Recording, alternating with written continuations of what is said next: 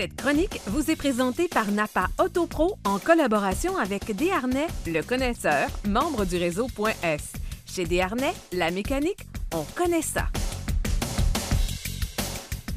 Nous sommes présentement chez Desharnais, pneus et mécanique, et je suis en compagnie de Jean-Guy Roy. Salut Jean-Guy. Salut Daniel.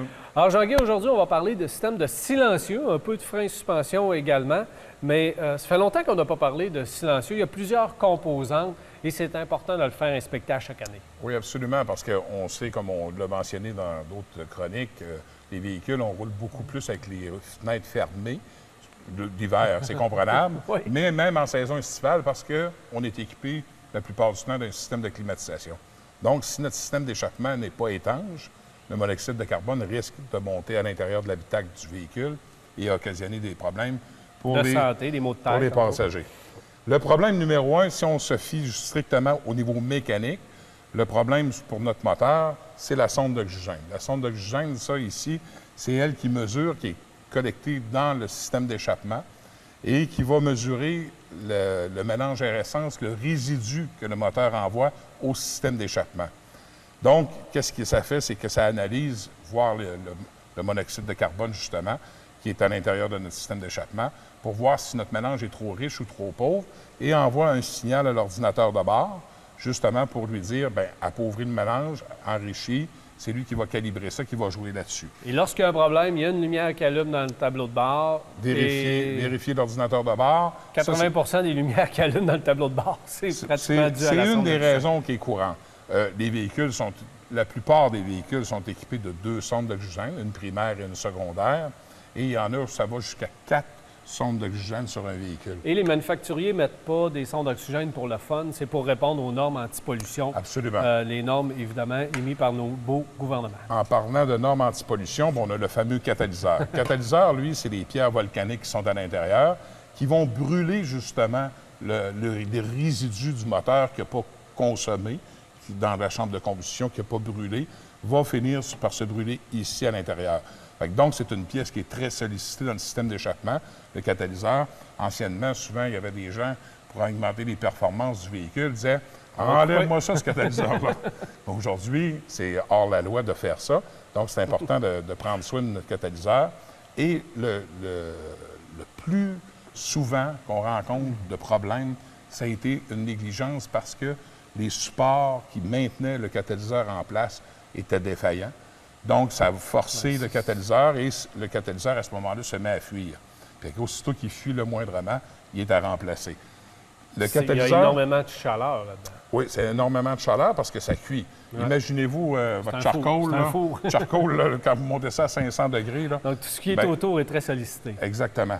Donc, les supports, il faut faire attention, faire vérifier ça régulièrement pour qu'il y ait une bonne fixation pour prolonger la vie du catalyseur. Les tôles protectrices, souvent, engendrent des bruits. Et l'autre phénomène, si on a toléré un moteur, justement, qui est encrassé, un moteur qui n'avait pas une bonne entretien, une bonne maintenance, la filtration, etc., bien justement, on y en a envoyé trop à l'intérieur. Donc, à ce moment-là, on entend souvent dire on a bouché notre catalyseur. Pourquoi qu'on l'a bouché, le catalyseur?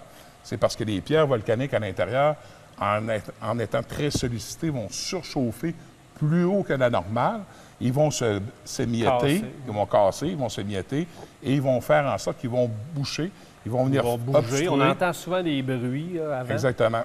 Puis à ce moment-là, ça va venir obstruer la sortie de l'échappement et là, à ce moment-là, le véhicule manque de puissance. C'est comme si on boucherait complètement l'échappement sur n'importe quel véhicule. Le véhicule va mourir, il n'y aura pas de vie, il n'y aura pas d'accélération. C'est la même chose avec ça. Ça veut dire qu'on a enduré une lumière allumée dans notre tableau de bord trop longtemps. Exactement.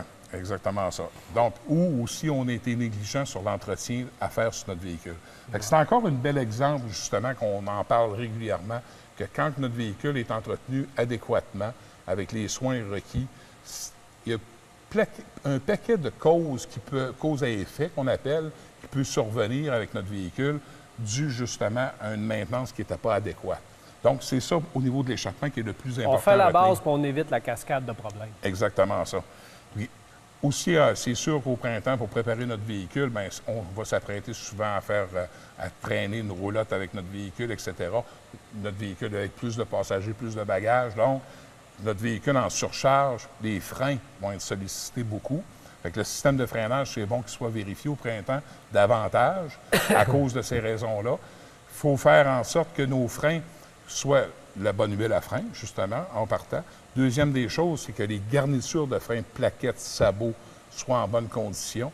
Puis on sait qu'après un hiver, souvent, on va ramasser des plaquettes de frein ou des sabots qui vont commencer à craquer dedans, parce que souvent, des fois, un frein à main qui est resté collé ou des étriers de frein qui ont mal travaillé.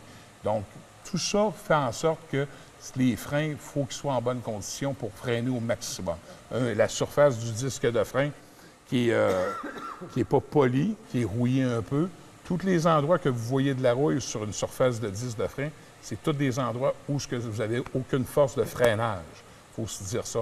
Quand tu vois un disque de frein que 80 de la surface est rouillée, ça veut dire que tu as 80 moins d'efficacité de frein sur ton véhicule. C'est beaucoup, ça.